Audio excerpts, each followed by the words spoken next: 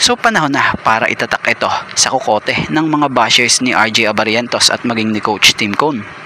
Hindi sa pag-aano ha, patas lang tayo. Mahusay si Juan Gomez Del Llano at mahusay din itong si RJ Abarientos. Pero aminin natin at sa hindi, yung mga bumabatikos kay Coach Tim at kay RJ dito, bashers yan ng Barangay Ginebra. Kung tutuusin, dapat nga paglaban ng Gilas Pilipinas, full support tayo hindi kailangan ng ganyan. At saka mga kababayan natin yan, depende na lang kung walang isip at puso, hindi kayo kabilang sa amin at hindi kayo may tuturing na Pinoy katulad namin. So marami ang naiinis or galit nga ngayon kay Coach Tim Cone na kung saan ay naglabas nga ng kanila nilang hinaing or kagustuhan dahil na nga sa nangyaring pagpili or pagkakapili kay RJ Abarientos kaysa dito kay Juan Gomez Del Llano para masama sa Final 12 ng Gilas Pilipinas na sasabak nga sa unang window ng FIBA World Cup Asian Qualifiers. Ayon sa iba, mas karapat dapat daw itong si Juan kumpara kay RJ dahil sa mas malaki at mas magaling raw ito maglaro. Pag-usapang galing, para sa akin at opinion natin, pareho silang magaling. Pero sa pagkakataong ito, maiintindihan naman natin itong si Coach Tim or kailangan nyo ring intindihin itong si Coach Tim para sa may mga matataas na pag-intindi dyan ng mga fans kung bakit si RJ ang mas pinili nitong si Coach Tim. So dahil ngayon sa mas gamay nitong si RJ Abarientos ang sistema nitong si Coach Tim Cone, lalo't yung sistema sa Ginebra ay same lang din sa sistemang tumatakbo sa Gilas Pilipinas. So si Juan kasi babago pa lang siya sa pool ng Gilas Pilipinas na kung saay sobrang dami kailangang matutunan talaga. Kahit pa sabihin nating magaling siya, lalo pa na ang pagiging point guard talaga ang isa sa may pinakamalaking responsibilidad talaga dito dahil siya yung gumagawa ng pagtitimo ng laro. Bukod pa dyan ito na ang magdidiin nga po sa lahat na kailangan malaman ng mga magagaling ng mga Pinoy fans dyan na naggagaling-galingan. Yung familiarity nga po, yung familiarity ang isa sa pinakamahalagang kailangan ng Gilas. Dahil kung titingnan natin, mas kilala at mas alam ni RJ Abarientos ang laro ng kanyang mga kasama dahil karamihan talaga sa mga ito nakakampi na niya nga po sa Gilas man yan o sa PBA. So isa nga din ito sa posibleng kinukonsidera nitong si Coach Tim dahil sobrang laking bagay sa team na alam mo kung anong klaseng laro ang meron ang teammates mo. So kung sa pangunawa at pangunawa lang din naman talaga, mauunawaan din naman natin yung ibang fans, lalo na nga sa fans nitong si Juan Gomez Del Llano dahil sa tunay naman talagang magaling maglaro ito mahusay na player at matalino talaga ring point guard ito. Kaya lang kailangan muna talaga niyang mas malaman at mas makilala nitong si Juan ang system na mayroon nga po ang Gilas ngayon. Ang kagandahan naman kay Coach Tim Cone, nilinaw naman niya na bagamat hindi pa nasama sa Final 12 ngayon itong si Juan, may chance naman ito na makapaglaro sa mga susunod na magiging laro ng national team dahil kasama itong si Juan nga sa long term program ng Gilas Pilipinas. Kumbaga, siya yung maaari or may chance talaga din para maglaro sa hinaharap sa Gilas. So, may tamang oras kumbaga para kay Juan Gomez Del Llano. Gaya ng nangyayari kay RJ Abarientos. So inuulit natin, may right time para kay JGDL.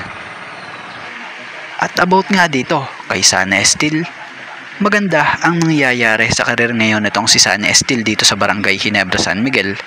Lalo't nung nakaraan batay sa nilabas na video nga nito, credit po kapansin-pansin na talagang nagkakaroon siya ng sarili niyang training para mapa-improve pa yung skills niya.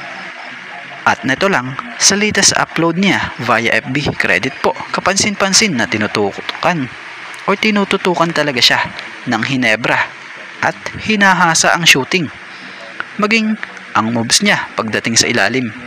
Kita rin kung paano siya minementor nitong si Coach Johnny Abarientos.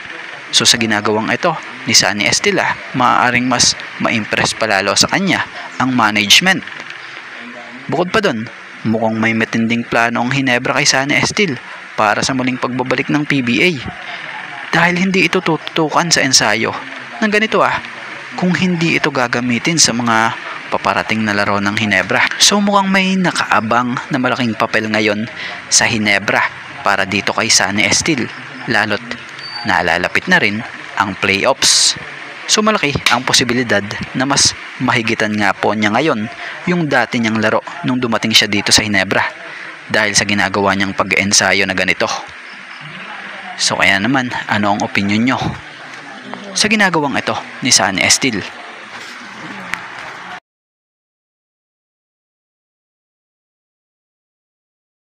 At about naman tayo dito patungkol kay Calvin Abueva.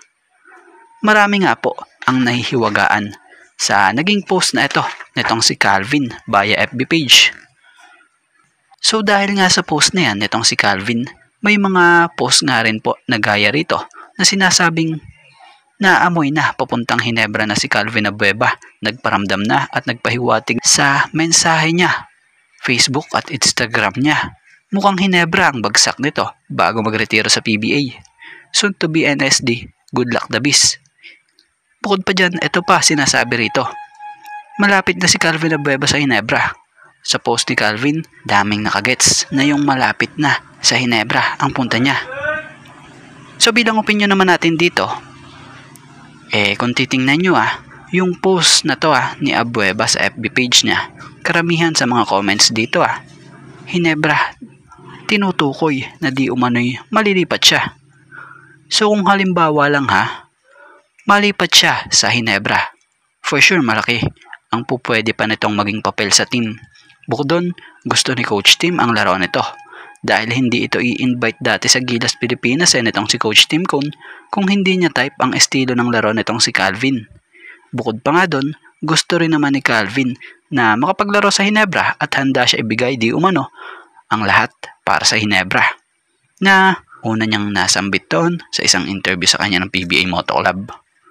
So si Calvin Abueva, 37-year-old ito, pero yung laro niya ngayon para bang nagbalik sa prime.